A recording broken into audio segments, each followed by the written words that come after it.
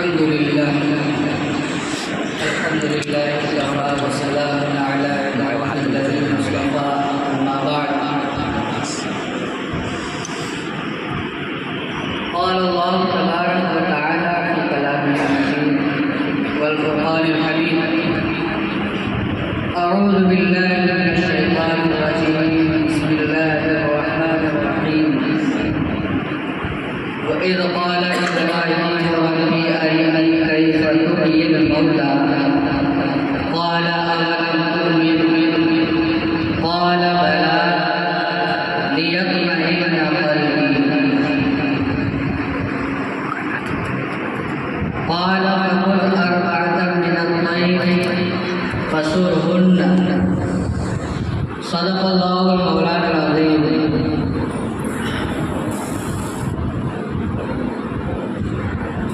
معزز سامعین اور عزیز بچوں، ہم سب آج یہاں نماز جمعہ کے لیے جمع ہیں. ہم نے قرآن مجید میں ایک آیت کریمہ کا مختصر سا حصہ تلاوت کیا ہے. یہ مہینہ بڑا عظیم مہینہ چل رہا ہے اور اس کے بعد کا جو مہینہ آنے والا ہے وہ بھی بڑا عظیم مہینہ ہے. اور اس مہینے کی عظمت اس لیے ہے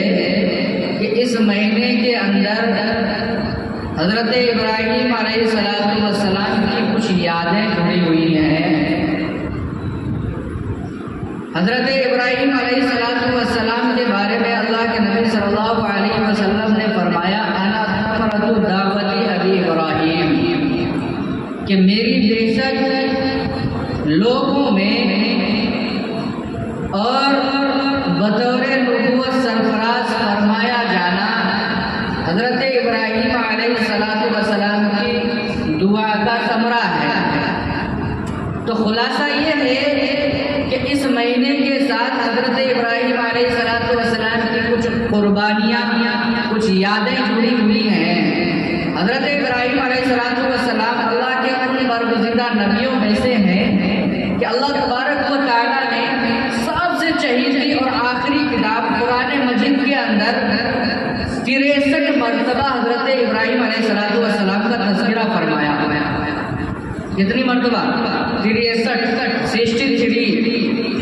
مرتبہ. میرے ابراہیم، میرے حبیب، میرے خلیل، میرے دوست، نہ جانے کن کن القاب سے حضرت ابراہیم علیہ السلام کو اللہ نے نوازا. حضرت ابراہیم علیہ السلام کا لقب خلیل اللہ آتا ہے. ہم لوگ قبرستان جاتے ہیں، ہم لوگوں کو معلوم نہیں چلتا، ہمیں کچھ احساس نہیں ہوتا، حالانکہ قبرستان جانے کا حکم ہے. اللہ کے نبی صلی اللہ علیہ وسلم نے فرمایا قبرستان جایا کرو، اس سے آخرت کی یاد تازہ ہوتی ہے، دنیا کی بے رغبتی دل میں آتی ہے. دنیا کے اندر تم جو آ کر کے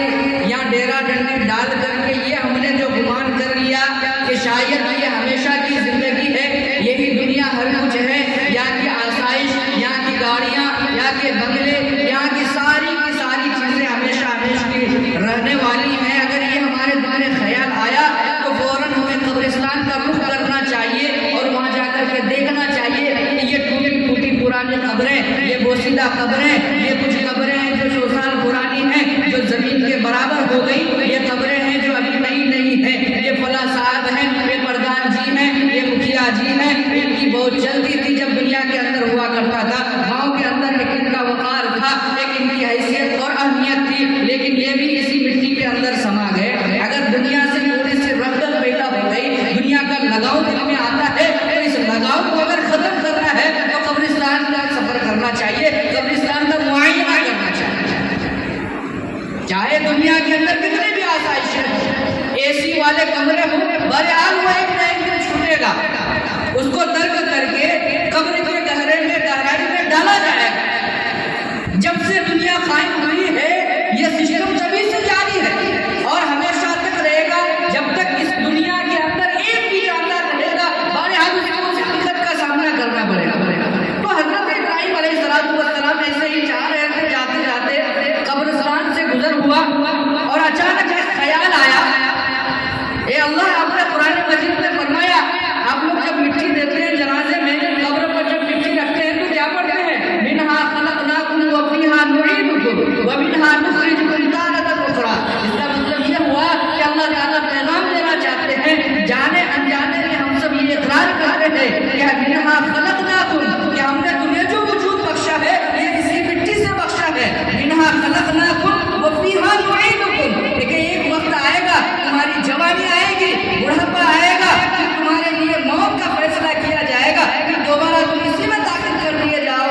وَمِنْهَا نُخْرِجُكُمْ تَارَةً أُخْرَىٰ، پھر تیسرا مرحلہ جو ہے پھر تمہیں اٹھایا جائے گا، تمہیں اپنی قبروں سے پکارا جائے گا، بلایا جائے گا، میدان محشر میں جمع کیا جائے گا اور جمع کر کے تمہیں ایک ایک کیے کا حساب دینا ہوگا۔ دنیا کے اندر تم نے کیسی زندگی گزاری، دنیا کے اندر کسی کے ساتھ زیادتی تو نہیں کی، کسی کے مال کو ناجائز مال پر قبضہ تو نہیں کیا، کسی کو ناحق گالی تو نہیں دے دیا، کسی کے خلاف کوئی سازش تو نہیں کر لی۔ یہ ساری کی ساری چیزوں کا ان سارے کے سارے سوالات کا جواب ہے۔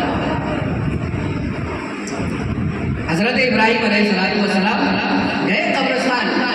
تو دیکھا کچھ ٹوٹی قبریں ہیں، کچھ پرانی قبریں ہیں، کچھ نئی قبریں ہیں، دیکھ کر کے ان کو خیال آیا، اے اللہ کیف تحیی الموتیٰ، اے اللہ آپ کا وعدہ ہے کہ آپ دوبارہ اس کو بنائیں گے،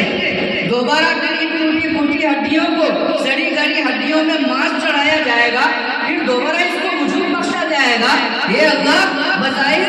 دل میں تو یہ عقل میں سمانے والی بات نہیں ہے، بشریت کا تقاضا ہے، کسی کے دل میں خیال آ سکتا ہے، یہ اللہ کیف تحیی الموتیٰ آپ کیسے زندہ کریں گے؟ اللہ تعالیٰ نے فرمایا اولم تؤمن، کیا تمہیں یقین نہیں ہے؟ کیا حضرت ابراہیم علیہ السلام کو اللہ کی وحدانیت اللہ کی قدرت کا یقین نہیں تھا؟ یقیناً حضرت ابراہیم علیہ السلام، لیکن ہوتا کیا ہے کہ جب ہمیں معلوم ہوتا ہے کہ یہ بڑا ٹیلنٹڈ آدمی ہے، اس آدمی کے اندر یہ خوبی ہے، تو ہم اس خوبی کا بظاہر مشاہدہ کرنا چاہتے ہیں،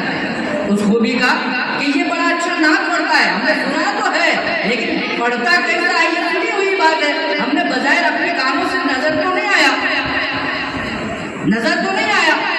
تو جب وہ سامنے آتا ہے وہ مرحلہ تو من کرتا ہے کہ اس کے ٹیلنٹ کا بظاہر میں مشاہدہ کروں دیکھوں، تو یہی کہہ کے حضرت ابراہیم علیہ السلام کے اندر پیدا ہوئی ہے اللہ ہمیں یقین تو ہے کہ آپ دنیا کو دوبارہ قائم کریں گے، ہمیں یقین ہے کہ سارے کے سارے لوگوں کو آپ زندہ کریں گے، لیکن وہ کیسے؟ دیکھو تھوڑا دیکھو دکھائیں کیسے ہوگا آخر؟ تو اللہ تبارک و تعالیٰ نے فرمایا کہ آپ ایک کام کرو کہ 4 پرندے کو آواز دو، ابھی میں یہاں بیٹھا ہوں، 4 پرندے تو بہت دور کی بات ہے، 4 بچے کو بلاؤں تو جلدی نہ آئے، بہت مشکل ہے۔ حضرت ابراہیم علیہ السلام نے یا اللہ میں یہاں قبرستان میں ہوں، پرندے ایسی چیز ہے جو انسانوں کے ہاتھ آسانی سے نہیں آتے، میں اس وقت کیسے بلاؤں؟ اللہ تبارک و تعالیٰ نے فرمایا کہ ابراہیم بلانا تیرا کام ہوگا، تمہارے قدموں کے سامنے اس کو لا کر کھڑا کرنا یہ میرا کام ہوگا۔ چنانچہ حضرت ابراہیم علیہ السلام نے فرمایا اللہ کے حکم سے ایک پرندے آ جاؤ، اللہ کے حکم سے دوسرا پرندہ آ جاؤ، اللہ کے حکم سے تیسرا پرندہ آ جاؤ، اللہ کے حکم سے چوتھا پرندہ آ جاؤ، 4 پرندے۔ حضرت ابراہیم علیہ السلام فرماتے ہیں کہ میرے آواز دینے میں تاخیر ہوئی، ان کے آنے میں ذرہ برابر تاخیر نہیں ہوئی، چونکہ اللہ کا حکم تھا، اللہ کے حکم کا پابند دنیا کا ہر فرد ہے، اللہ کی ساری مخلوق اللہ کے حکم کا پابند ہے، سارے گلار پرندے۔ حضرت ابراہیم علیہ السلام نے فرمایا اے اللہ یہ پرندے تو آ گئے، اب اس کا کرنا کیا ہے، اب اس کو کیا کریں گے؟ تو اللہ تبارک و تعالیٰ نے فرمایا کہ اس کو ذبح کر دو، کیا کرو؟ اس کو ذبح کر دو، ذبح بھی کر دیا گیا۔ اب کیا کرنا ہے؟ اس کے چمڑے بھی چھیل دو، اس کے ٹکڑے کرو، ایسے ہی جب تم دنیا میں کسی جانور کا گوشت پکانا چاہتے ہو تو اس کے ٹکڑے کرتے ہو نا، ویسے ہی ان پرندوں کو، ان 4 پرندوں کو بھی ٹکڑے کر دو۔ چنانچہ حضرت ابراہیم علیہ السلام نے 4 کو ٹکڑے کر دیے۔ اس کے بعد فرمایا اب کیا کرنا ہے؟ کہا کہ اس کو ملاؤ۔ آپ لوگ کھیتوں کے اندر جاتے ہیں کام کرنے کے لیے، کبھی یوریا اور پوٹاش ملایا ہے آپ لوگوں نے؟ ملایا ہے، پورا ملا دیتے ہیں، ٹی ایم پی کو ایک ساتھ، کیونکہ اب الگ کھیتوں کے اندر اس کو چھینکنا بڑا مشکل ہے، تو اس کو کیا کرتے ہیں سارے کے سارے کو ایک ساتھ ملا دیا۔ تو حضرت ابراہیم علیہ السلام کو حکم ہوا کہ سارے پرندوں کے گوشت کو الگ نہیں بلکہ سارے گوشتوں کو ملاؤ، اس کو خوب پھیرو ایک ساتھ اس طریقے سے ملا دو کہ پتہ نہ چلے کہ یہ کس پرندے کا گوشت ہے، سب خلط ملط ہو جائے، سارا کا سارا گوشت خلط ملط کر دیا۔ ملانے کے بعد فرمایا اب کیا حکم ہے؟ اللہ نے فرمایا کہ یہ پہاڑ ہے، تھوڑا سا گوشت اس پہاڑ کے اوپر رکھ دو، تھوڑا سا گوشت اس پہاڑ پہ رکھ دو، تھوڑا سا اس پہاڑ کے رکھ دو۔ چنانچہ حضرت ابراہیم علیہ السلام جواب تھے، طاقتور تھے، وہ گوشتوں کو الگ ٹکڑوں میں 4 حصوں میں تقسیم کر کے وہ پہاڑ کے اوپر جا کر کے رکھا اور فرمایا اے اللہ اب کیا حکم ہے؟ اللہ نے فرمایا کہ سب کو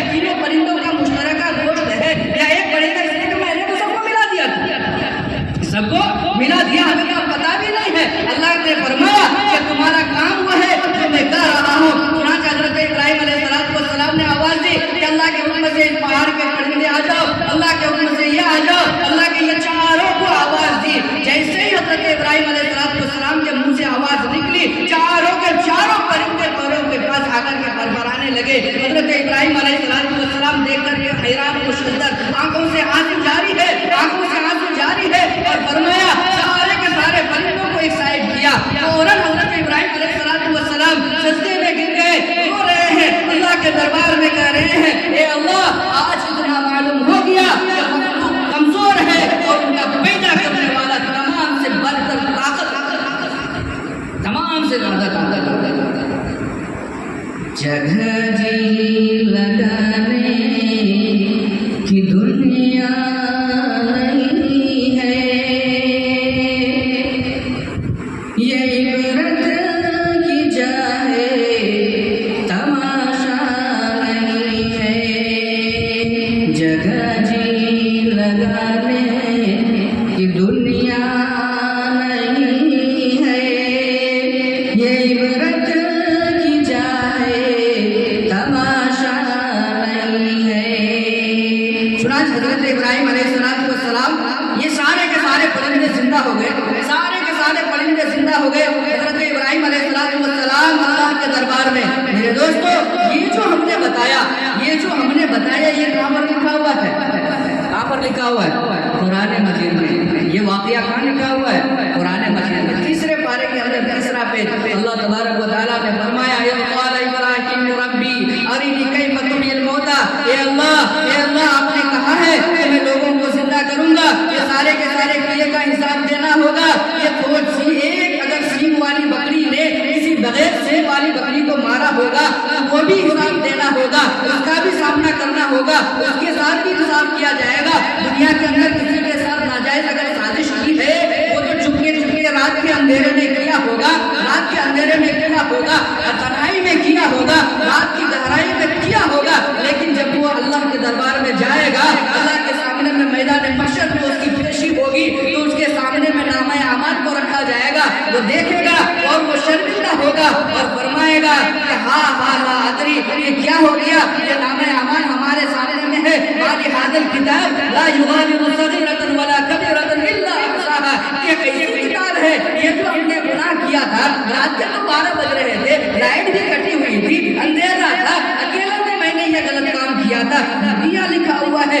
وہ تو دن کے اجالے میں کیا تھا، وہ لکھا ہوا ہے، وہ تو ٹھیک ہے، وہ دن کے اجالے میں کام ہوا، لیکن اکیلے میں، تنہائی میں، اپنے روم کے اندر یا میدان بیاباں صحرا کے اندر جو یہ ہم نے گناہ کیا، یہ بھی یہاں موجود ہے۔ مالی حاضر کتاب یہ کیسی کتاب ہے؟ اور فرمایا اللہ تبارک و تعالیٰ نے کہ ہو سکتا ہے کہ یہ زبان اس وقت انکار کر جائے، یوم نختم فی وجوہہم وتکلمنا ایدیہم، یہ ایک دن ایسا آئے گا کہ تمہاری زبان جو آج چڑ بولتی ہے، یہ زبان بولنے سے جو آج تمہاری نہیں کرتی ہے، جب تم میرے سامنے میں آؤ گے ہم اس دن اس پر مہر لگا دیں گے، ہم اس کو بولنے سے خاموش کر دیں گے، کہ تمہارے ہاتھ گواہی دیں گے، تمہارے پیر گواہی دیں گے، اور یہ بظاہر ممکن ہے اور یہ عقل سے خلاف بات بھی نہیں ہے، اس لیے یہ بھی ایک چمڑا ہے، یہ بھی ایک چمڑا ہے۔ اللہ تعالیٰ اس چمڑے کے اندر قوت گویائی عطا کی ہے، کیا وہ اللہ اس چمڑے کے اندر قوت گویائی نہیں دے سکتا؟ جس اللہ نے زبان کے اندر بولنے کی طاقت دی ہے، کیا وہ اللہ پیر کے اندر بولنے کی طاقت نہیں دے سکتا؟ ضرور دے سکتا ہے، ضرور دے سکتا ہے۔ ہمارے حال کہنے کا خلاصہ یہ ہے کہ ہم لوگ اس دنیا کے اندر بھیجے گئے ہیں یوں ہی بے عالمی کی زندگی گزارنے کے لیے نہیں بھیجے گئے ہیں، ہم لوگ دنیا کے اندر جو بھیجے گئے ہیں ایک ایک کا حساب دینا ہوگا، ایک پائی کا، جس کو ہم لوگ اپنے بھاشے میں اپنی زبان میں بولتے ہیں کہ پائی چلانا پڑے گا، پائی کا حساب دینا ہوگا۔ حضرت ابراہیم علیہ السلام نے پرانی قبروں کو، میرے دوستو میں نے شروع میں بھی کہا تھا، آج بھی وقت ہے، آج جو یہ سارے کے سارے حالات ہمارے اوپر آئے ہیں، یہ جو ساری کی ساری پریشانیاں ہمارے اوپر آئی ہیں، جن کو ہم جھیل رہے ہیں، پریشان ہو رہے ہیں، یہ کوئی ایسی چیز نہیں ہے جو انوکھی ہو، جو نہ بتائی گئی ہو۔ اللہ نے قرآن مجید میں فرمایا ظہر الفساد فی البر والبحر بما کسبت ایدی الناس، کہ دنیا کے اندر تم جب زندگی گزارو گے، اگر فکر و فساد کے ساتھ زندگی گزارو گزاروگے، احکام خداوندی کو ترک کر کے زندگی گزاروگے، اگر فرمان نبوی کا ذرہ برابر پاس و لحاظ نہ ہوگا، یوں ہی بے عربی کی زندگی گزارتے رہوگے، تم مسجدوں کو یوں ہی ویران کرتے رہوگے، تم چائے خانوں کو، دکانوں کو آباد کروگے، نماز ہوتی رہے گی، اللہ کا منادی پکارے گا تم کو، لیکن تمہاری کھانے ایسی ہیں کہ تمہاری کھانوں میں اگر جوئی تک نہیں رہ رہی ہے، تم اگر ایسی زندگی گزار رہے ہو تو میرے دوستو یاد رکھنا اللہ کا وعدہ ہے ظہر الفساد فی البر، اگر ہم نے بے عربی کی زندگی گزاری ہے، اگر ہم نے خداوندی کے فرمان کو فراموش کر کے زندگی گزاری ہے، اگر سنت نبوی کا پاس و لحاظ نہیں ہے ہماری زندگی میں، اگر شادی بیاہ میں سنت نبوی کی دھجیاں اڑائی جا رہی ہے، ہمارے کوئی بھی فنکشن میں حیات ہو، موت ہو، خوشی کا موقع ہو، غم کا موقع ہو، کوئی بھی مرحلہ ہو، ہر حال میں پوری زندگی میں ہماری شریعت رہنمائی کرتی ہے، الیوم اکملت لکم دینکم واتممت نعمتی، آج میں نے دین مکمل کر دیا، اس لیے ہماری زندگی کا کوئی لمحہ، کوئی گوشہ، کوئی مرحلہ ایسا نہیں ہے جہاں پر شریعت ہمارا ہاتھ چھوڑ دیتی ہے کہ اس موقع پر آنے کے بعد ہم گم گشتے راہ ہو جائے، ہمیں پتہ ہی نہیں چلے کہ اب جو یہ حالات میرے اوپر آئے ہیں، یہ دشواری آئی ہے، یہ خوشی کا موقع ہے، بچے کی پیدائش کا مرحلہ ہے، بچے کے ختمہ کا مرحلہ ہے، یا شادی بیاہ کا مرحلہ ہے، یہ جو مرحلہ ہے اس مرحلے میں آ کر ہم مایوس ہو جاتے ہیں، کیا